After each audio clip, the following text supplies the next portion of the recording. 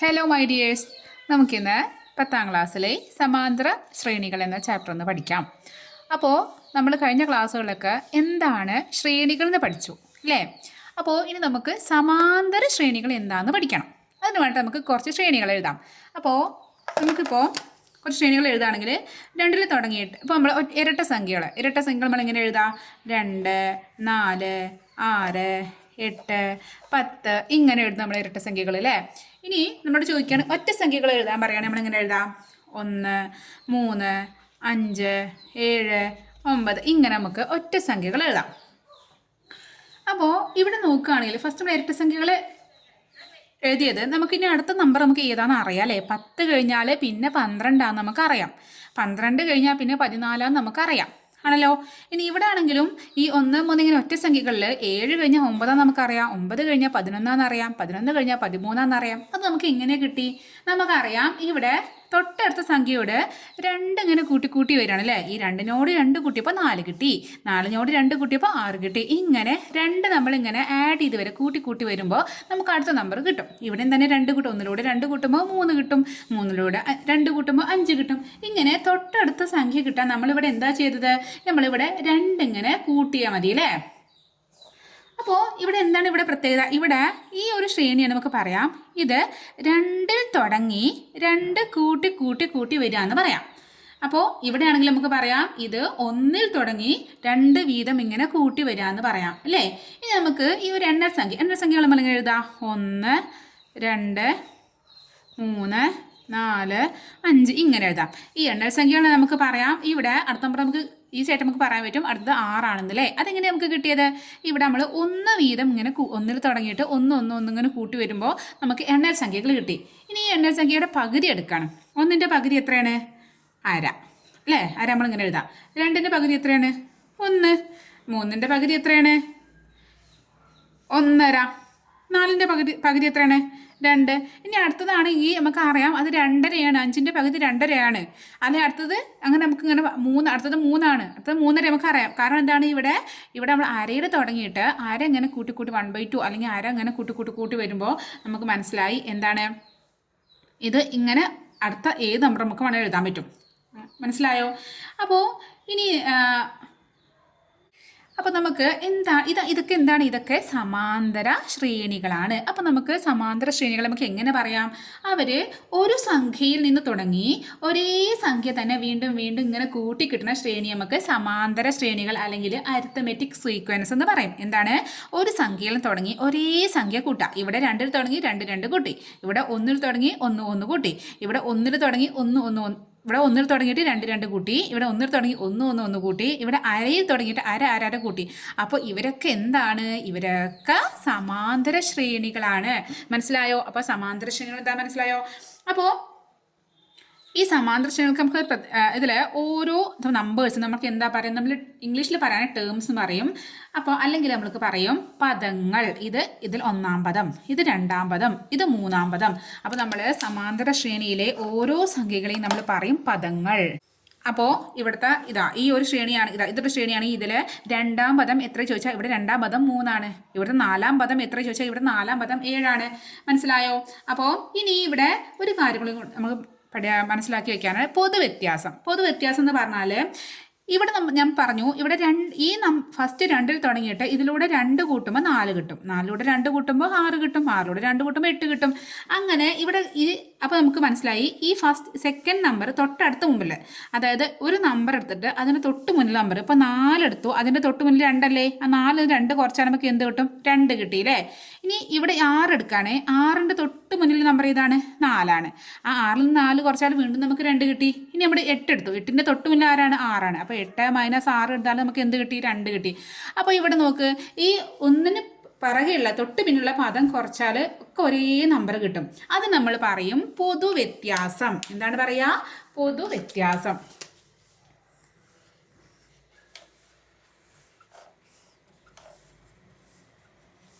അപ്പോൾ ഇവിടെ സമാന്തര ശ്രേണികൾ 2 കാര്യങ്ങളാണ്. ഒന്ന് പദങ്ങളുണ്ട്, അത് ഓരോ സംഖ്യയും നമ്മൾ പദങ്ങൾ എന്ന് പറയും. പിന്നെ അതിന് ഒരു എന്തുണ്ടായിരിക്കും? സമാന്തര ശ്രേണി ആണെങ്കിൽ അവിടെ അത് ഒരു പൊതുവ്യത്യാസം ഉണ്ടായിരിക്കും. ഇനിയിപ്പോൾ ഞാൻ എഴുതാട്ടോ, ഞാനൊരു ശ്രേണിയാണ്, ഞങ്ങളത് സമാന്തര ശ്രേണിയാണ് നമുക്ക് നോക്കാം. ഒരു ശ്രേണി ഞാൻ എഴുതാണേ. ഇപ്പോൾ നമുക്കറിയാം ഇപ്പോൾ ഞാൻ എഴുതാണ് 360 360 360 ഇങ്ങനെ. അപ്പോൾ നിങ്ങൾ ചോദിക്കുകയാണ് ഇതൊരു സമാന്തര ശ്രേണിയാണോ? അപ്പോൾ നിങ്ങൾ പറയും അയ്യോ ഇതിലെ എല്ലാ പദങ്ങളും ഒന്നല്ലേ, ഇതെങ്ങനെ സമാന്തര ശ്രേണി ആവുക? ഇവിടെ നമ്മൾ ഒരു പൊതുവ്യത്യാസം വേണ്ടേ? നമ്മൾ ഒരു നമ്പർ ഇങ്ങനെ കൃത്യമായിട്ട് എഴുതാം. ഇതിൽ നിന്നും ഇത് കുറച്ച് കൂടെ ഒരു നമ്പർ ആഡ് ചെയ്യുമ്പോൾ ഇത് കിട്ടണം, ഇത് കൂടെ ആ നമ്പർ കൂട്ടുമ്പോൾ ഇത് കിട്ടണം, അങ്ങനെ കൂട്ടിയിട്ടല്ലേ ഇവിടെ 360 അപ്പോൾ എന്താ കൂട്ടുക എന്ന് തോന്നുന്നല്ലേ? പക്ഷേ നമ്മുടെ ഒരാളുണ്ട്, നമ്മൾ 0 നമ്മൾ 0, നമുക്ക് പറയാം ഈ 360 0 കൂട്ടുമ്പോൾ 360 കിട്ടി, അതിലൂടെ വീണ്ടും 0 കൂട്ടുമ്പോൾ 360 കിട്ടി. ഇനി നമുക്കിവിടെ പൊതുവ്യത്യാസം കാണാൻ 360 മൈനസ് 360 എന്തായിരിക്കും? 0. ഇവിടുത്തെ ഇതേ മനസ്സ് ഇതെന്തായാലും 0 ആയിരിക്കും. അപ്പോൾ ഇവിടുത്തെ പൊതുവ്യത്യാസം എന്താണ്? ഇവിടുത്തെ പൊതുവ്യത്യാസം നമുക്ക് പറയാം ഇവിടെ 0 ഇത് ഒരു സമാന്തര ശ്രേണി തന്നെയാണ് എന്ന് പറയാം. ഇനി നമുക്ക് വേറെ ശ്രേണി, നിങ്ങളെ ടെക്സ്റ്റ് ബുക്കിൽ തന്നെ ഒരു ശ്രേണിയുണ്ട്. എന്താ തന്നെ 100 ലിറ്റർ വെള്ളമുള്ള ഒരു ടാങ്കിൽ നിന്നും ഓരോ മണിക്കൂറിലും 5 ലിറ്റർ വെള്ളം പുറത്തേക്ക് ഒഴുകാമെന്ന് വിചാരിക്കാം. അങ്ങനെ ഓരോ മണിക്കൂർ കഴിയുമ്പോഴും ടാങ്കിൽ മിച്ചമുള്ള വെള്ളം ലിറ്ററിൽ കണക്കാക്കിയാൽ എങ്ങനെ? അതായത് ഇങ്ങനെ 100 ലിറ്ററിൽ ഒരു ടാങ്ക് ഉണ്ട്, ഇതിന് ഫുള്ള് വെള്ളമാണ്. അപ്പോൾ ഇതിൽ ഇത്രയാണ് 100 ലിറ്ററാണ്. ഈ 100 ലിറ്ററിന് ഓരോ മണിക്കൂറിലും 5 ലിറ്റർ പുറത്തേക്ക് വേണ്ട. അപ്പോൾ ആദ്യം എന്തായിരുന്നു? ആദ്യത്തെ ഒരു മണിക്കൂർ കഴിയുമ്പോൾ ഇതിന് 5 ലിറ്റർ പോയി, 100ൽ നിന്നും 5 പോയി എന്ന് പറയാൻ എന്താണ്? 95 ആയില്ലേ? അത് കഴിഞ്ഞ് ഒരു മണിക്കൂറും കൂടി കഴിഞ്ഞു, അപ്പോൾ വീണ്ടും ഒരു 5 ലിറ്റർ കൊണ്ട് പോയി. 95 5 പോയാൽ ബാക്കി എത്ര ഉണ്ടാവുക? 90 ഉണ്ടാവുക. ഒരു മണിക്കൂറും കൂടി കഴിഞ്ഞു, അപ്പോൾ വീണ്ടും അതിന് ഈ 90ൽ നിന്ന് വീണ്ടും ഒരു 5 ലിറ്റർ പുറത്തേക്ക് പോയി, അപ്പോൾ ബാക്കി എത്ര ഉണ്ടാവുക? 85 ഉണ്ടാവും. വീണ്ടും 85 നിന്ന് ഒരു മണിക്കൂർ കഴിഞ്ഞപ്പോൾ ഒരു 5 ലിറ്റർ കൂടി പോയി, അപ്പോൾ ബാക്കി എത്ര ഉണ്ടാവുക? 80. ഇങ്ങനെ ഒരു ശ്രേണി തന്നിട്ട് നിങ്ങൾ ചോദിക്കുകയാണ് ഇത് ഒരു സമാന്തര ശ്രേണിയാണോ? അപ്പം നിങ്ങളിങ്ങനെ നോക്കും, ഇവിടെ നോക്ക് 95 കഴിഞ്ഞാൽ 90 വന്നു, 90 കഴിഞ്ഞാൽ 85 വന്നു, 85 കഴിഞ്ഞാൽ 80 വന്നു. എന്താ ഇവിടെ പ്രത്യേകത? ഇവിടെ നമ്പർ ഇങ്ങനെ കുറഞ്ഞ് വരികയാണ് അല്ലേ? ഇവിടെ 95 നിന്നും 5 കുറഞ്ഞപ്പോൾ 90 കിട്ടി, 90 നിന്നും 5 കുറച്ചപ്പോൾ 85 കിട്ടി. ഇവിടെ 5 കുറയാണ്. അയ്യോ, നമ്മൾ പൊതുവ്യത്യാസം അല്ലെങ്കിൽ നമ്മൾ ഒരു സമാന്തര ശ്രേണിയാണെന്ന് പറയണമെങ്കിൽ ഒരു നിശ്ചിത സംഖ്യ ഇങ്ങനെ കൂട്ടി വരുമ്പോഴല്ലേ നമ്മൾ എന്താ പറയുക, സമാന്തര ശ്രേണി എന്ന് പറയുക. അപ്പോൾ ഇതിനെ സമാന്തര ശ്രേണി എന്ന് പറയാൻ പറ്റുമോ? പറ്റില്ല എന്നാവും നിങ്ങൾക്ക് തോന്നുന്നുണ്ടാവും അല്ലേ? പക്ഷേ പറ്റും. ഇവിടെ നമുക്ക് എന്ത് പറയാം? അപ്പം നമുക്ക് പൊതുവ്യത്യാസം കാണുമെങ്കിൽ നമ്മൾ എന്താ ചെയ്യുക? ഒരു പദം എടുത്തിട്ട് അതിൻ്റെ തൊട്ട് മുന്നിലുള്ള പദം അതിൽ നിന്നും കുറയ്ക്കണം അല്ലേ? അപ്പോൾ നമുക്ക് കുറച്ച് നോക്കാം. ഇവിടെ അത് നമ്മൾ രണ്ടാമത് എടുത്തു 90, അതിൽ നിന്നും 95 മൈനസ് ചെയ്തു. അപ്പോൾ 90ൽ നിന്ന് 95 എങ്ങനെ മൈനസ് ചെയ്യുക? നമ്മളിത് പഠിച്ചിട്ടുണ്ട്, നമ്മൾ ന്യൂനസംഖ്യകൾ അല്ലെങ്കിൽ നെഗറ്റീവ് നമ്പേഴ്സ് എന്നുള്ള ചാപ്റ്ററിൽ നമ്മൾ കഴിഞ്ഞ ചെറിയ ക്ലാസ്സിൽ പഠിച്ചിട്ടുണ്ട്. എങ്ങനെ ഇവിടെ മൈനസ് ചെയ്യുക? ഇവിടെ നോക്ക്, ഈ 90 എന്നുള്ളത് ജസ്റ്റ് ബേസ് ആണ്, നിങ്ങൾക്ക് പറഞ്ഞതാണ്. ഇവിടെ ജസ്റ്റ് പറയേണ്ട ആവശ്യമില്ല, പക്ഷേ ഇത് നമുക്ക് എപ്പോഴും ആവശ്യം വരും. എല്ലാ കുട്ടികൾക്കും എന്താ പറയുക, ഇത്ര വലിയ ക്ലാസ് എത്തിയിട്ടും പ്ലസ് മൈനസ്, അതായത് ന്യൂനസംഖ്യകളും അതായത് പോസിറ്റീവും നെഗറ്റീവും വരുമ്പോൾ എങ്ങനെ കൂട്ടുക, എങ്ങനെ കുറയ്ക്കുക, എങ്ങനെ ഗുണിക്കുക, എങ്ങനെ ഹരിക്കുക, ഇത് എപ്പോഴും ഡൗട്ടാണ്. ഞാൻ കുറേ കുട്ടികളെ കണ്ടിട്ടുണ്ട്. അപ്പോൾ അത് ജസ്റ്റ് നിങ്ങൾക്ക് മനസ്സിലാക്കാൻ പറഞ്ഞതാണ്. എന്താണ് ഇതിൽ നോക്ക്, ഇത് 90 എന്നുള്ളത് ഇവിടെ പ്ലസ് ആണ് അല്ലേ? കാരണം ഇവിടെ പ്ലസ് ആണ്, നമുക്ക് ഇവിടെ പ്ലസ് നിട്ടേണ്ട ആവശ്യമില്ല. പ്ലസ് പറഞ്ഞാൽ നമ്മൾ ഇങ്ങനെ ഒന്നുമില്ലാതെ ഇപ്പം നമ്മൾ 2 നിട്ടോ, വെറുതെ 2 നിട്ടാൽ ഇതിൻ്റെ അർത്ഥം ഇതെന്താണ്? ഇത് +2 പക്ഷേ ഈ ന്യൂനസംഖ്യ ആണെങ്കിൽ, നെഗറ്റീവ് നമ്പർ ആണ്, എപ്പോഴും നമ്മൾ എന്ത് ചെയ്യണം? നമ്മൾ ആ നെഗറ്റീവിൻ്റെ സൈൻ, ആ ചിഹ്നം അവിടെ കൊടുക്കണം. ഇപ്പോൾ -2 എന്ന് പറഞ്ഞാൽ ഇത് മൈനസ് നമുക്ക് മനസ്സിലാക്കണം. പക്ഷേ വെറും 2 നിട്ടാൽ ഇത് മൈനസ് അല്ല, ഇത് പ്ലസ് ആണ്. ഇനി വെറും 3 ഇട്ടാൽ ഇത് എന്താണ്? ഇത് പ്ലസ് ആണ്. പ്ലസ് നമ്മൾ വെറുതെ അങ്ങനെ സൈൻ ഇട്ട് കൊടുക്കാറില്ല, അതായത് ഇങ്ങനെ ഇട്ട് കൊടുക്കാറില്ല. അപ്പോൾ ഇനി ഇവിടെ നോക്കുമ്പോൾ ഈ 90ൻ്റെ ചിഹ്നം പ്ലസ് ആണ്, 95 മൈനസ് ആണ്. അപ്പോൾ നമ്മളിത് എങ്ങനെ ചെയ്യുക? 1 പ്ലസും 1 മൈനസും വന്നാൽ നമ്മൾ എന്താ ചെയ്യുക? നമുക്ക് റൂളുണ്ട്, 1 പ്ലസും 1 മൈനസും വന്നാൽ നമ്മൾക്ക് പറയാം വലുതിൽ നിന്നും ചെറുത് കുറച്ച് വലുതിൻ്റെ ചിഹ്നം ചേർക്കണം. അതായത് എപ്പോഴാണ് ആലോചിക്കുക? വലുതിൽ നിന്നും ചെറുത് കുറയ്ക്കുക, വലുതിൻ്റെ ചിഹ്നം ചേർക്കുക, വലുതിൽ നിന്നും ചെറുത് കുറയ്ക്കുക, വലുതിൻ്റെ ചിഹ്നം ചേർക്കുക. ഇവിടെ പ്ലസോ മൈനസോ ഒന്നും നോക്കണ്ട. ഈ 90 ഉണ്ട്, 95 ഉണ്ട്. ഇതിൽ വലിയ നമ്പർ ഏതാണ്? 95 ആണ്. അപ്പോൾ വലുതെടുത്തു, 95ൽ വലുതിൽ നിന്നും ചെറുത് കുറയ്ക്കാണ്. ചെറുത് ഏതാ? 90 ആണ്. അപ്പോൾ 95ൽ നിന്നും 90 കുറച്ചു. അപ്പോൾ എത്ര കിട്ടുക? 95ൽ നിന്ന് 90 കുറയ്ക്കുമ്പോൾ നമുക്ക് 5 കിട്ടും അല്ലേ? അപ്പോൾ ആണ് ആൻസർ 5 എഴുതി. പക്ഷെ കഴിഞ്ഞിട്ടില്ല. വലുതിൽ നിന്നും ചെറുത് കുറച്ച് വലുതിൻ്റെ ചിഹ്നം ചേർക്കണം. വലുതിൻ്റെ ചിഹ്നം ഇവിടെ ഏതാണ്? ഇവിടെ മൈനസ് ആണ് അല്ലേ? അപ്പോൾ നമ്മൾ എന്ത് ചെയ്യണം? നമ്മൾ ആൻസറിന് മൈനസ് ഇട്ട് കൊടുക്കണം. അപ്പോൾ നമ്മുടെ ആൻസർ എന്തായി? -5 അല്ലെങ്കിൽ -5 എന്നായി. അപ്പോൾ ഫസ്റ്റ് ഇനി അടുത്ത നമ്മൾ ഇപ്പോൾ ഒരു പൊതുവ്യത്യാസം നമുക്ക് കിട്ടി. ഇനി അടുത്ത് നമ്മൾ എന്തെടുക്കും? നമ്മൾ 85 എടുത്തു. 85 മൈനസ് തൊട്ട് മുന്നുള്ള 90 നമ്മൾ മൈനസ് ആക്കണം. ഇവിടെയും തന്നെ 85 പ്ലസ് ആണ്, 90 എന്ന് പറഞ്ഞത് നെഗറ്റീവാണ്, മൈനസ് ആണ്. അപ്പോൾ ഇവിടെ നമ്മൾ എന്ത് ചെയ്യുക, ഒന്ന് പ്ലസും ഒന്ന് മൈനസും വരുമ്പോൾ അപ്പോൾ നമ്മൾ ചെയ്യണം വലുതിൽ നിന്നും ചെറുത് കുറയ്ക്കണം. വലുത് ഏതാണ്? 90 ആണ്. 90 നിന്നും 85 കുറച്ച് അപ്പോൾ എത്ര കിട്ടി? 5 കിട്ടി. ഇനി വലുതിൻ്റെ ചിഹ്നം ചേർക്കണം. വലുത് ഇവിടെ 85 ആണോ 90 ആണോ വലുത്? 90 ആണ് വലുത്. 90ൻ്റെ ഇത് നെഗറ്റീവാണ്, ഇവിടെ മൈനസ് ആണ്, ആ മൈനസ് ഇവിടെ ഇട്ട് കൊടുത്തു. അപ്പോൾ നോക്ക് ഇവിടെ കോമൺ ഡിഫറൻസ് നമുക്ക് എത്ര കിട്ടി? -5 ആണെന്ന്. അപ്പോൾ നമുക്ക് വേറെ രീതിയിൽ പറയാം. ഇവിടെ 95 കൂടെ -5 ആഡ് ചെയ്തപ്പോൾ -5 കൂട്ടിയപ്പോൾ നമുക്ക് 90 കിട്ടി. 90ലൂടെ -5 കൂട്ടുമ്പോൾ നമുക്ക് എന്ത് കിട്ടും? 85 കിട്ടും. അപ്പോൾ ഇവിടെ എത്ര കൂട്ടി വരുന്നത്? നമ്മളിവിടെ പൊതുവ്യത്യാസം കിട്ടിയത് -5 ആണ്, -5 ആണ്.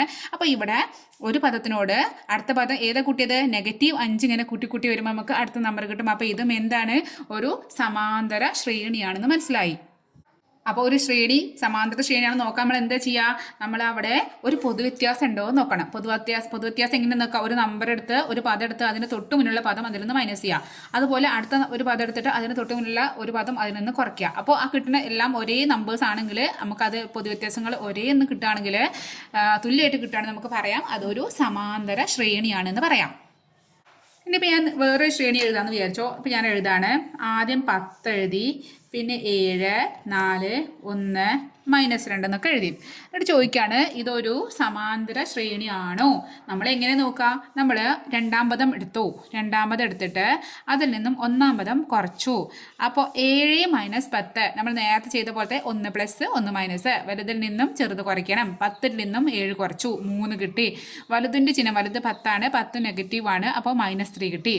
ഇനി അടുത്തത് നമ്മൾ മൂന്നാം പദം എടുത്തു. മൂന്നാം പദം 4 ആണ്. 4ൽ നിന്നും രണ്ടാം പദം 7 കുറച്ചു. അപ്പോൾ ഇവിടെയും തന്നെ വലുതിൽ നിന്നും ചെറുത് കുറയ്ക്കണം. വലുത് ഏതാണ്? 7 ആണ്. 7ൽ നിന്നും 4 കുറച്ചു, അപ്പോൾ നമുക്ക് 3 കിട്ടി. വലുതിൻ്റെ ചിഹ്നം മൈനസ് ആയതുകൊണ്ട് ഇവിടെ നെഗറ്റീവ് ഇട്ട് കൊടുത്തു. അപ്പോൾ ഒക്കെ എന്താണ്? ഇവിടുത്തെ പൊതു വ്യത്യാസം എന്ന് പറഞ്ഞത് 3 ആണ്. ഇതെന്താണ്? ഇതൊരു സമാന്തര ശ്രേണിയാണെന്ന് മനസ്സിലായി. അപ്പോൾ ഇവിടെ ഒരു കാര്യം ഇയാളുടെ എന്ന് കാണാം. ഇത് നോക്ക്, ഇത് ഇവിടുത്തെ 1, 2, 3, 4 അഞ്ചാം പദം -2 ആണ്. അതിൽ നിന്നും നാലാം പദമായ 1 മൈനസ് ചെയ്തു. യെസ്.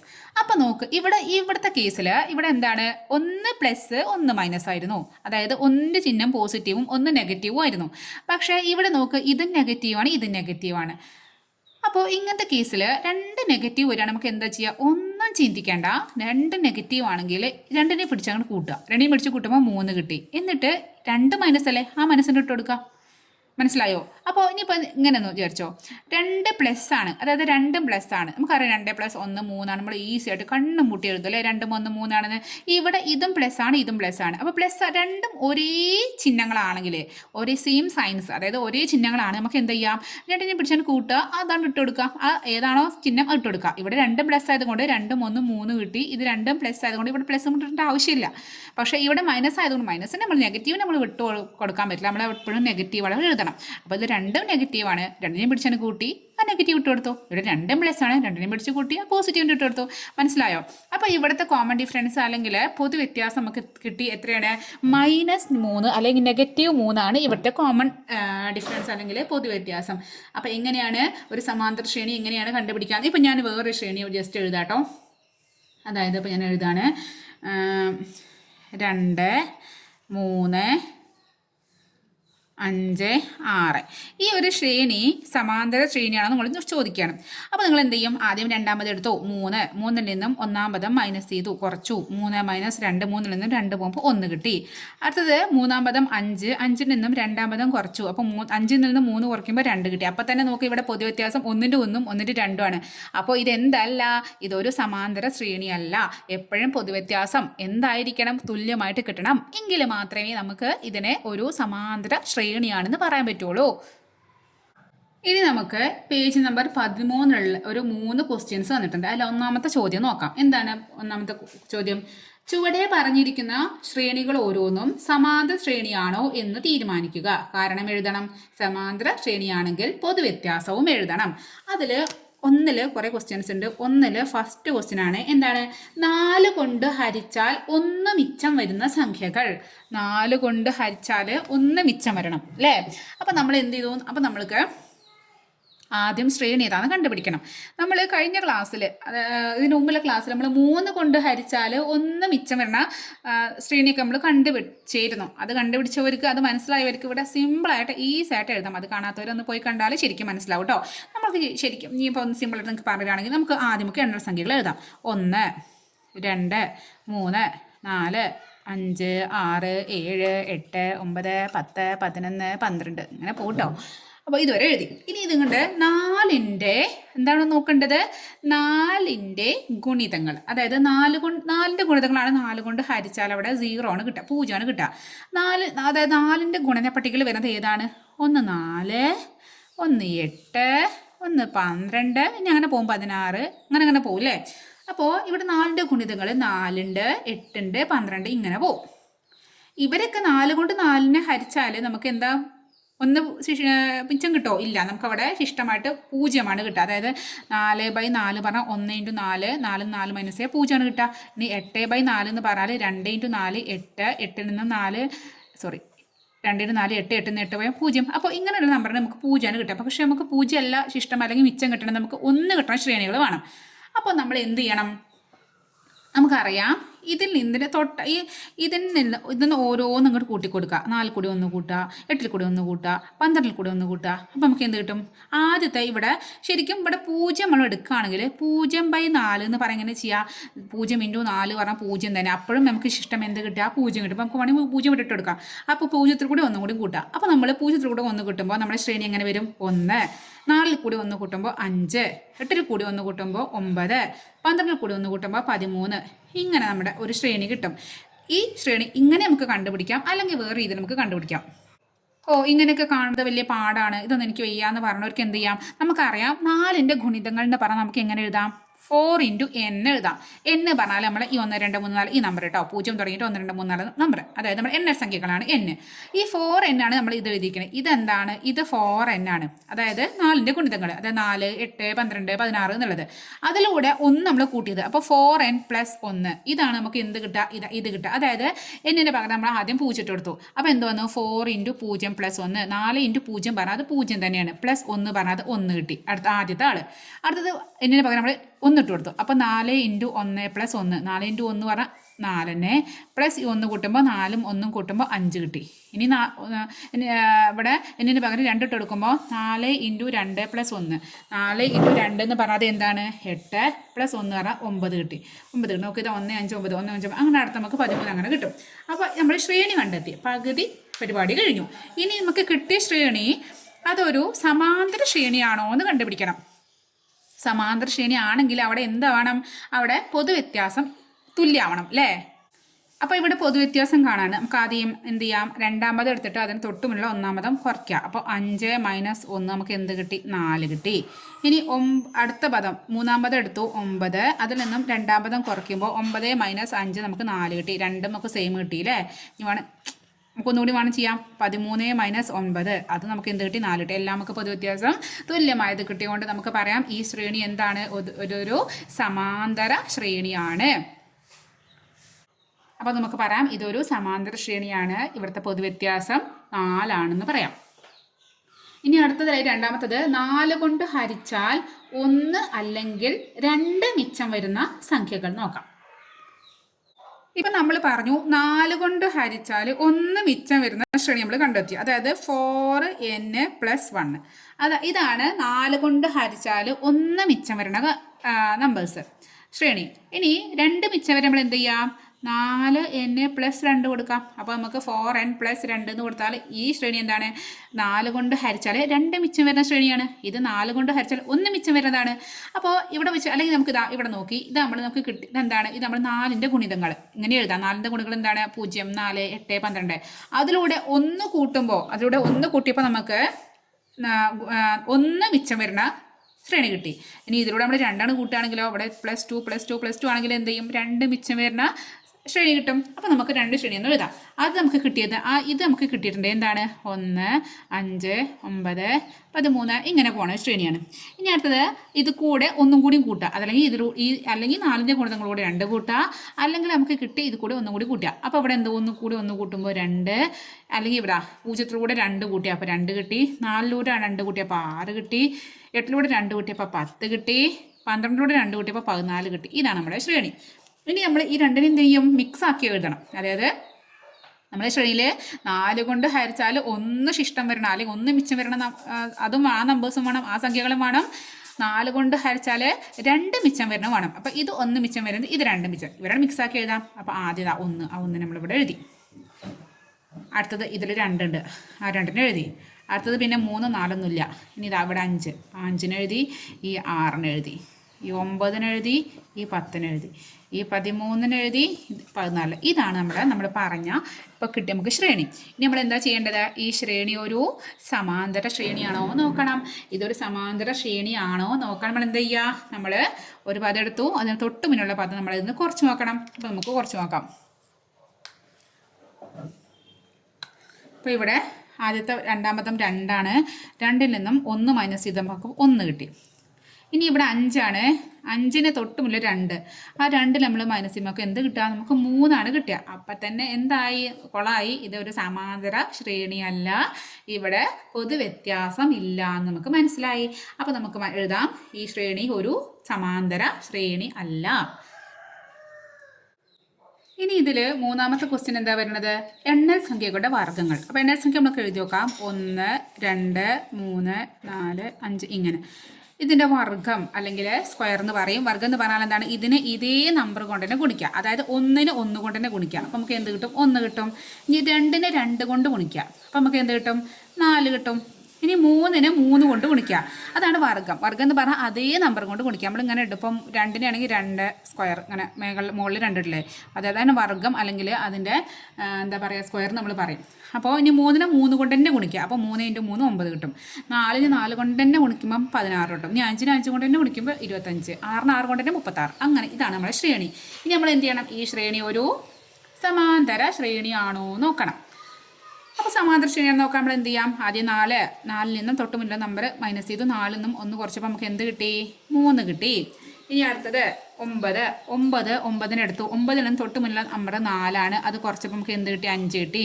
പണിപാളി. ഇതെന്തല്ല, ഇവിടെ രണ്ടും ഈക്വൽ അല്ല, പൊതുവ്യത്യാസം തുല്യമായി കിട്ടണ്ടേ? ഇവിടെ പൊതുവ്യത്യാസം ഉണ്ടോ? ഇവിടെ ഒരു പൊതുവ്യത്യാസം അല്ല. അതുകൊണ്ട് ഇതൊരു സമാന്തര ശ്രേണിയല്ല.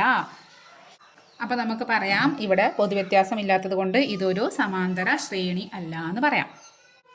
ഇനി അടുത്തത് നാലാമത്തെ എന്താണ്? എണ്ണൽ സംഖ്യകളുടെ വിപരീത ഭിന്നങ്ങൾ. അപ്പോൾ എണ്ണൽ സംഖ്യ എന്താ അവിടെ എഴുതിയിട്ടുണ്ട്? 1, 2, 3, 4 ഇതാണ് എണ്ണൽ സംഖ്യ. ഇനി ഇതിൻ്റെ എന്താ? അപ്പോൾ ഇതിൻ്റെ വിപരീത ഭിന്നം എന്ന് പറഞ്ഞാൽ ഇതിൻ്റെ റെസിപ്രോക്കൽ എന്ന് പറയും. അതായത് ഇതിനെ തരതിരിച്ചെഴുതുക. ഇതിനെന്ത് ചെയ്യുക? 1/, ഇതൊക്കെ എഴുതാം. ഇവിടെ 1 അല്ലേ, അതിൻ്റെ മുകളിൽ ഒരു 1 ഇടുക, താഴെ 1 ഇട്ടു. 1/1 ആദ്യത്തെ കിട്ടി. ഇനി ഈ 2ന് നമുക്ക് താഴെ എഴുതി, മുകളിൽ 1 എഴുതി. ഇനി 3ന് താഴെ എഴുതി, മുകളിൽ 1 എഴുതി. 4ന് താഴെ എഴുതി, മുകളിൽ 1. അപ്പോൾ ഇതിനാണ് നമുക്ക് വിപരീത ഭിന്നങ്ങൾ അല്ലെങ്കിൽ റെസിപ്രോക്കൽ എന്ന് പറയാം. 1ന് 1/1 ഇട്ടല്ലോ, അത് 1 തന്നെയാണ്. മറ്റേ നമ്മൾ ഇതിലുള്ള എണ്ണ സംഖ്യകളൊക്കെ താഴെ വയ്ക്കുക, മുകളിൽ 1ന് എഴുതി. 1/2, 1/3, 1/4. ഇനി അടുത്താണ് 1/5, 1/6, 1/7 അങ്ങനെ പോകും. ഇതൊക്കെ എന്താണ്? ഇത് വിപരീത ഭിന്നങ്ങൾ എന്ന് പറയും. ഇനി അപ്പോൾ നമുക്ക് ശ്രേണി കിട്ടി. ഇതാണ് ശ്രേണി. ഇനി ഇതെന്താണ്? ഇതൊരു സമാന്തര ശ്രേണിയാണോ നോക്കണം. അപ്പോൾ നമുക്ക് എന്ത് ചെയ്യണം? ഇതിൽ നിന്നും ഇത് മൈനസ് ചെയ്യാം. അപ്പോൾ എന്നിട്ട് ഇതിൽ നിന്നും ഇത് മൈനസ് ചെയ്യുക. അപ്പോൾ കിട്ടുന്നത് ഒക്കെ തുല്യമാണെങ്കിൽ അപ്പോൾ പൊതുവ്യത്യാസം തുല്യമാണ്. നമുക്ക് ഇതൊരു സമാന്തര ശ്രേണിയാണെന്ന് പറയാം, അല്ലെങ്കിൽ അല്ല എന്ന് പറയാം. അപ്പോൾ നമുക്ക് ആദ്യം എന്ത് ചെയ്യാം? കുറയ്ക്കാൻ ഇതിൽ നിന്നും ഇത് മൈനസ് ചെയ്യാം. അപ്പോൾ ആദ്യം 1/2 മൈനസ് 1/1 എടുത്തു. 2 രീതിയിൽ ഇത് ഭിന്നസംഖ്യകളാണല്ലേ. ഈ ഭിന്നസംഖ്യകളെ 2 രീതിയിൽ നമുക്ക് കുറയ്ക്കാൻ പറ്റും. ഒന്നില്ലെങ്കിൽ ഇതിനിങ്ങനെ ക്രോസ് ആയിട്ട് മൾട്ടിപ്ലിക്കേഷൻ ചെയ്തിട്ട് നമുക്ക് കുറയ്ക്കാൻ പറ്റും. 2 രീതിയിൽ ഞാൻ പറഞ്ഞുതരാം. അപ്പോൾ ഒന്നാമത്തെ രീതി ഇതിനെ ഇങ്ങോട്ട് ഇതാണ്ടോ, ഇങ്ങോട്ട് ഇൻറ്റു ചെയ്യാം. ഇതിനെ ഇങ്ങോട്ട് ഇൻറ്റു ചെയ്യണം. ഇതിനെ ഇങ്ങോട്ട് ഇൻറ്റു ചെയ്യണം. 3 ഇൻറ്റു ആണ്. ഈസി ആയിട്ട് ചിലപ്പോൾ ഇതായിരിക്കും നിന്ന്, അല്ലെങ്കിൽ മറ്റേ നിങ്ങൾ ചില നമ്പേഴ്സ് നിങ്ങൾ ലെസ്സാകും എടുക്കേണ്ടി വരും. അപ്പോൾ അതിനേക്കാളും ഒന്നും കൂടി ചിലപ്പോൾ ഈസി ഇതായിരിക്കും. അപ്പോൾ ഇതാക്കുക, ഇവിടെ നിന്ന് ഇതിനെ ഇങ്ങോട്ട് ഇൻറ്റു ചെയ്യാം. ഇവിടെ മൈനസ് ഉണ്ട് കേട്ടോ, കാരണം 1/2 മൈനസ് 1/1 ആണ്. 1 × 1 1. എന്നിട്ട് ഇടയിലല്ലേ മൈനസിലെ ആ മൈനസ് ഇതുപോലെ ഇട്ടു. പിന്നെ 2 × 1 ഇതാ 2 1 അപ്പോൾ 2 1 2 ഇൻറ്റു 1 ഒന്നല്ലേ ഡിവൈഡ് ബൈ പിന്നെ ഈ 2നെ ഇൻറ്റു ചെയ്യുക 2 ഈ ഛേദങ്ങൾ രണ്ടും ഗുണിക്കുക അപ്പോൾ 2 ഇൻറ്റു 1 അപ്പോൾ 2 തന്നെ കേട്ടോ അപ്പോൾ 1 ഇവിടെ എന്താ 2 ഇൻറ്റു 1 പകരം നമുക്ക് 2 എന്ന് എഴുതാം കേട്ടോ ഒറ്റ സ്റ്റെപ്പ് തന്നെ കഴിക്കാം ഇനി 1ൽ നിന്നും 2 മൈനസ് ചെയ്യണം 1ൽ നിന്നും 2 മൈനസ് ചെയ്യുക എന്ന് പറഞ്ഞാൽ എങ്ങനെയാണ് നമ്മൾ നെഗറ്റീവ് നമ്പേഴ്സ് കുറയ്ക്കണം നമ്മൾ പറഞ്ഞു വലുതിൽ നിന്നും ചെറുത് കുറച്ച് വലുതിൻ്റെ ചിഹ്നം ചേർക്കണം വലുത് ഏതാ 2 2ൽ നിന്നും ചെറുത് ഏതാ 1 കുറച്ചു 1 കിട്ടി 2ൽ നിന്ന് 1 കുറച്ചും 1 കിട്ടി വലുതിൻ്റെ ചിഹ്നം മൈനസ് ആണ് ആ നെഗറ്റീവ് ഇട്ട് കൊടുത്തു പിന്നെ താഴെ 2 ഉണ്ട് അപ്പോൾ നമുക്ക് ഫസ്റ്റ് ആളെ കുറച്ചപ്പോൾ നമുക്ക് എന്ത് കിട്ടി നെഗറ്റീവ് 1/2 എന്ന് കിട്ടി ഇനി അടുത്ത ആളെ കുറയ്ക്കാം 1/3 നിന്നും 1/2 കുറയ്ക്കാം അപ്പോൾ അല്ലെങ്കിൽ ഇനി മറ്റൊരു വഴി ഞാൻ പറഞ്ഞത് 1/2 മൈനസ് 1/1 എന്നാണെങ്കിൽ ഈ ഇതിലെപ്പോഴും നമ്മൾ എന്ത് ചെയ്യണം എന്നറിയോ നമ്മൾ ഇതിൻ്റെ ഛേദങ്ങളെ ഒന്നാക്കണം അതായത് ഇവിടെ 2ഉം ഇവിടെ 1ഉമാണ് അതിൻ്റെ LCM അല്ലെങ്കിൽ ലസാഗു എടുക്കണം അപ്പോൾ നമ്മൾ ഇവിടെ ഈ 1നെ ഇൻറ്റു 2 ചെയ്താൽ 2 ആവുക അപ്പോൾ 2 എടുക്കണം അവിടെ ഇൻറ്റു 2 ഇങ്ങനെ ചെയ്യണം ഇങ്ങനെ വഴിയുണ്ട് അതല്ല ഈ വഴിയുണ്ട് ഈ വഴിയാണ് ഒന്നും കൂടിയും ഈസി മെത്തേഡ് എന്നാണ് എനിക്ക് തോന്നിയിരിക്കുന്നത് അപ്പോൾ ഇത് വെച്ച് ചെയ്യാം ഇനി അടുത്തത് 1/3 മൈനസ് 1/2 1/3 മൈനസ് 1/2 അപ്പോൾ വീണ്ടും നമ്മൾ എന്ത് ചെയ്യാം നമുക്ക് ക്രോസ് ചെയ്യണമെങ്കിൽ വേറെ പെണ്ണ് കൊണ്ട് ചെയ്യാം അതായത് ഇതാ ഇതിനെ ഇങ്ങോട്ടും ക്രോസ് ചെയ്തു ഇതിനെ ഇങ്ങോട്ടും ക്രോസ് ചെയ്യണം അപ്പോൾ പിന്നെ ഇവർ 2 പേര് ഇൻറ്റു ചെയ്യണം അപ്പോൾ നമുക്ക് എങ്ങനെ ചെയ്യാം 1 ഇൻറ്റു 2 2ആണ് ഇവിടെ മൈനസ് ആണ് മൈനസ് ഇട്ട് കൊടുക്കുക പ്ലസ് ആണ് പ്ലസ് ഇട്ട് കൊടുക്കുക ഇവിടെ നമ്മൾ മൈനസ് ആയതുകൊണ്ട് മൈനസ് ഇട്ട് കൊടുക്കുക ഇനി 3 ഇൻറ്റു 1 3 ഇൻറ്റു 1 പറഞ്ഞാൽ 3 തന്നെയല്ലേ ഡിവൈഡഡ് ബൈ ഇനി ഇവിടെ 3 ഇൻറ്റു 2 പറഞ്ഞാൽ 6 ആണ് ഇനി ഇതാ ഇവിടെ 2 മൈനസ് 3 ഈ 2 മൈനസ് 3 എന്ന് ഓടി കയറിയിട്ട് വെറും 1 ഇടരുത് കാരണം ഇവിടെ 1 മൈനസും 1 പ്ലസ് ആണ് ചെറുത് ആദ്യമാണ് തന്നിരിക്കുന്നത് അപ്പോൾ നമുക്ക് നേരെ 3 മൈനസ് 2 ആണെങ്കിൽ നേരെ ചെയ്യാൻ പറ്റും അപ്പോൾ ഇങ്ങനെയാണ് നമുക്ക് എന്ത് ചെയ്യാം 3 മൈനസ് 2 ഇവിടെ എന്താണ് ശരിക്കും നമുക്ക് 1 പെട്ടെന്ന് കിട്ടും അല്ലേ കാരണം ഇതെന്താണ് ഇത് ശരിക്കും നമ്മൾ ഏത് റൂൾ വെച്ചിട്ടാണ് വലുതിനെ ചെറുത് കുറച്ചിട്ടാണ് ആ റൂൾ തന്നെ ഇവിടെ യൂസ് ചെയ്യണത് കാരണം ഇവിടെ വലുത് ഏതാണ് 3 ആണ് 3ന് 2 കുറച്ചു അപ്പോൾ 1 കിട്ടി 3ൻ്റെ ചിഹ്നം ഏതാണ് പ്ലസ് ആണ് പ്ലസ് 1 ഇട്ടിട്ട് നമുക്ക് ആവശ്യമില്ല പക്ഷേ ഇവിടെ നമുക്ക് വലുതിൽ നിന്നും ചെറുത് കുറയ്ക്കുകയാണ് വലുത് ഏതാണ് 3 ആണ് 3ൽ നിന്നും 2 കുറച്ച് 1 കിട്ടി 3ൻ്റെ ചിഹ്നം ഏതാണ് മൈനസ് ആണ് അപ്പോൾ മൈനസ് 1 തന്നെ ഇടണം പിന്നെ താഴെ ഡിവൈഡ് ബൈ 6 എന്നുണ്ട് അപ്പോൾ നമുക്ക് എന്ത് കിട്ടി ഇവിടെ ഉള്ള 2 മൈനസ് ചെയ്ത് മൈനസ് 1/2 കിട്ടി ഇവിടെ മൈനസ് 1/6 കിട്ടി അപ്പോൾ ഇവിടുത്തെ പൊതുവ്യത്യാസം ഈക്വൽ ആണോ അല്ല പൊതുവ്യത്യാസം ഇവിടെ ഇല്ല അല്ലേ രണ്ടും വേറെ നമ്പറാണ് വ്യത്യസ്ത നമ്പർ കിട്ടിയത് കൊണ്ട് നമുക്ക് പറയാം ഇവിടെ പൊതുവ്യത്യാസം ഇല്ലാത്തത് കൊണ്ട് ഇതൊരു സമാന്തര ശ്രേണിയല്ല അപ്പോൾ പൊതുവ്യത്യാസം ഇല്ലാത്തത് കൊണ്ട് ഇതൊരു സമാന്തര ശ്രേണിയല്ല എന്ന് പറയാം ഇനി ഇവിടെ 5ാമത്തതിൽ എന്താണ് 2ൻ്റെ കൃതികൾ എന്ന് പറയാൻ എന്താ വരിക എന്ന് പറയാം ഇങ്ങനെ വരാം 2 എഴുതാം 2ൻ്റെ പവർ 1 ആക്കി എടുത്താൽ ആദ്യം കൃതി 1 പിന്നെ 2ൻ്റെ കൃതി അടുത്തത് 2 കൃതി അതിൻ്റെ ഒരു കൃതി 2 പിന്നെ 2ൻ്റെ പവർ 3 പിന്നെ ഇങ്ങനെ ഇതാണ് 2ൻ്റെ കൃതികൾ എന്ന് പറയുന്നത് അപ്പോൾ ഇങ്ങനെ വെച്ചാൽ നമുക്ക് മനസ്സിലാവില്ല അല്ലേ ഇത് നമുക്ക് പൊതുവ്യത്യാസം കാണാൻ നമുക്ക് ഇത് നമ്പേഴ്സ് ആക്കി മാറ്റണം 2 ഇൻറ്റു 1 എന്ന് പറഞ്ഞാൽ അത് 2 ആണ് ഒരു തവണ 2നെ ഇൻറ്റു ചെയ്തു ഇനി 2 ഇൻറ്റു 2 സ്ക്വയർ 2 കൃതി 2 പറഞ്ഞത് കൊണ്ട് ഉദ്ദേശിക്കുന്നത് എന്താണ് 2 ഇൻറ്റു 2 ആണ് അത് പറഞ്ഞാൽ എന്താണ് 2 ഇൻറ്റു 2 എന്ന് പറഞ്ഞാൽ നമുക്ക് 4 ആണ് നമുക്കറിയാം അല്ലേ ഇനി 2 കൃതി 3 എന്ന് പറഞ്ഞാൽ എന്താണ് അർത്ഥം 2 ഇൻറ്റു 2 3 തവണ 2നെ ഇൻറ്റു ചെയ്യാം അപ്പോൾ 2 ഇൻറ്റു 2 4 4 ഇൻറ്റു 2 8 ഇനി അടുത്ത ആൾ 2 കൃതി 4 എന്ന് പറഞ്ഞാൽ ഒരു ഇൻറ്റു 2 കൂടിയും അപ്പോൾ ഇത്രയും നമുക്ക് 8 കിട്ടി 2 ഇൻറ്റു 2 4 4 ഇൻറ്റു 2 8 8 ഇൻറ്റു 2 16 അപ്പോൾ നമുക്ക് ശ്രേണി കിട്ടി ഇതാണ് നമ്മുടെ ശ്രേണി ഇനി നമ്മൾ ഇതെന്താണ് നോക്കണം ഇതൊരു സമാന്തര ശ്രേണിയാണോ നോക്കണം എന്താണ് വഴി ആദ്യം 4ൽ നിന്നും 2 കുറച്ചു 2 കിട്ടി പിന്നെ അതാ 8ൻ്റെ തൊട്ട് മുന്നിൽ 4 4 കുറച്ച് 8 4 കുറച്ച് 4 കിട്ടുക അപ്പം തന്നെ മനസ്സിലായി ഇത് എന്തല്ല ഇതൊരു സമാന്തര ശ്രേണിയല്ല ഇവിടെ പൊതുവ്യത്യാസം ഇല്ലാത്തത് കൊണ്ട് ഇതൊരു സമാന്തര ശ്രേണിയല്ല നിങ്ങൾ എഴുതണം കേട്ടോ ഞാൻ എഴുതണില്ല അപ്പോൾ ഇനി അടുത്ത ക്വസ്റ്റ്യൻ എന്താണ് ഇതിൽ ഒറ്റ സംഖ്യകളുടെ പകുതി അപ്പോൾ അതും കൂടി നമുക്ക് നോക്കാം ഒറ്റ സംഖ്യകളുടെ പകുതി കാണണമെങ്കിൽ ആദ്യം നമുക്ക് ഒറ്റ സംഖ്യകൾ എഴുതാം ഒറ്റ സംഖ്യകൾ നമുക്കറിയാം 1 3 5 7 9 ഇങ്ങനെ പോകും ഒറ്റ സംഖ്യകൾ അല്ലേ ഇനി ഇതിൻ്റെ പകുതി 1ൻ്റെ പകുതി എത്രയാണ് എല്ലാത്തിനും ഡിവൈഡ് ബൈ 2 2നെ കൊണ്ട് ഹരിച്ചാൽ നമുക്ക് അതിൻ്റെ പകുതി കിട്ടും അപ്പോൾ 1ൻ്റെ പകുതി 1/2 3ൻ്റെ പകുതി 3/2, 5ൻ്റെ പകുതി 5/2, 9ൻ്റെ പകുതി 9/2, ഇങ്ങനെ പോകും. ഇനി നമുക്ക് ഇതാണ് നമ്മുടെ ശ്രേണി. ഇത് ഒരു സമാന്തര ശ്രേണിയാണെന്ന് നോക്കണം. അപ്പോൾ നമുക്ക് എന്ത് ചെയ്യാം? ആദ്യം 3/2 നിന്നും 1/2 ഒന്ന് കുറച്ച് നോക്കാം. നമുക്ക് ഈക്വലാണ് കിട്ടാൻ നോക്കാം. അപ്പോൾ 3/2 മൈനസ് 1/2. ഇവിടെ നോക്ക്, ഇവിടെ ഛേദങ്ങൾ സെയിം ആണ്. അതായത് ഇതിൻ്റെ താഴെ 2 2 ഇങ്ങനെയുള്ള സമയത്ത് നമുക്ക് ഈസിയാണ് ആ ഡിനോമിനേറ്റർ അതേപോലെ എഴുതാം. മുകളിൽ തമ്മിലാണ് കുറച്ച് എഴുതാം. 3ൽ നിന്നും 1 പോകുമ്പോൾ 2 കിട്ടി. അല്ലെങ്കിൽ ഇവിടെ 1 2 1 3 അല്ല 1 2 3 1 അങ്ങനെ വ്യത്യസ്ത നമ്പർ ആണെങ്കിൽ നമ്മൾ എന്ത് ചെയ്യാം? നമുക്ക് ഇങ്ങനെ ക്രോസ് മൾട്ടിപ്ലിക്കേഷൻ ചെയ്യാം. ഇതും ക്രോസ് ചെയ്താൽ കിട്ടും കേട്ടോ. ഇതേ ആൻസർ ക്രോസ് ചെയ്താൽ കിട്ടും. പക്ഷേ ഒന്നും കൂടി ക്രോസ് ചെയ്തതിനേക്കാൾ നമുക്ക് ഒറ്റയടിക്ക് എഴുതാൻ പറ്റും ഇങ്ങനെയാണെങ്കിൽ. ഇതും ക്രോസ് ചെയ്താൽ 3 × 2 6 മൈനസ് 2 × 1 1. അപ്പോൾ 6 മൈനസ് 2 ഡിവൈഡ് ബൈ 2 × 2 4 എന്ന് എഴുതിയിട്ട് നമുക്കത് വെട്ടി ചെറുതാക്കേണ്ടി വരും. പക്ഷേ ഇവിടെ നോക്ക്, ഇവിടെ ഛേദങ്ങൾ ഒരേതാണെങ്കിൽ നമുക്ക് ഒറ്റയടിക്ക് എഴുതാം. ഇവിടെ ഇതിൻ്റെയും രണ്ടും ഛേദങ്ങൾ രണ്ടും ഒന്നാതും കൊണ്ട് നമ്മൾ 2 എഴുതി. മുകളിലുള്ളത് 3 1. ഇതിന് മൈനസ് ആണ് മൈനസ് ചെയ്തു, പ്ലസ് ആണ് പ്ലസ് ചെയ്യാം. ഇവിടെ 3 മൈനസ് 1 2. അപ്പോൾ 2/2 പറഞ്ഞാൽ അത് 1 ഓക്കെ. ഇനി അടുത്തത് 5/2 എടുത്തു. 5/2 മൈനസ് തൊട്ടടുത്തുള്ള 3/2. അപ്പോൾ എന്ത് ചെയ്തു? ഇവിടെ ഛേദങ്ങൾ 1 നേരെ ഛേദം എഴുതി. ഇനി 5ൽ നിന്നും 3 കുറയ്ക്കുമ്പോൾ 2 കിട്ടി. 2/2 1. യെസ്, നമുക്ക് മനസ്സിലായി ഇത് എന്താണ്? ഇതിന് പൊതുവ്യത്യാസം 1 കിട്ടുന്നുണ്ട്. അതുകൊണ്ട് ഇത് എന്താണ്? ഇതൊരു സമാന്തര ശ്രേണിയാണ്. അപ്പോൾ നമുക്ക് പറയാം ഇതൊരു പൊതുവ്യത്യാസം 1, അതുകൊണ്ട് ഇതൊരു സമാന്തര ശ്രേണിയാണെന്ന് പറയാം. അപ്പോൾ ഇനി ഇതിൽ 2 3 ക്വസ്റ്റ്യൻ നമുക്ക് അടുത്ത ഭാഗത്തിൽ ചെയ്യാം. ഇപ്പം തന്നെ കുറേ സമയമായി. അപ്പോൾ നിങ്ങൾക്ക് ക്ലാസ് മനസ്സിലാവുന്നുണ്ടെങ്കിൽ നിങ്ങൾ എന്താ ചെയ്യേണ്ടത്? നിങ്ങളുടെ ഫ്രണ്ട്സോട് ഷെയർ ചെയ്യുക. അവരോടും സബ്സ്ക്രൈബ് ചെയ്യാതെ കാണാൻ സബ്സ്ക്രൈബ് ചെയ്ത് സപ്പോർട്ട് ചെയ്യുക. അപ്പോൾ അടുത്ത ഭാഗമായിട്ട് നമുക്ക് നെക്സ്റ്റ് ക്ലാസ്സിൽ കാണാം. Okay, by.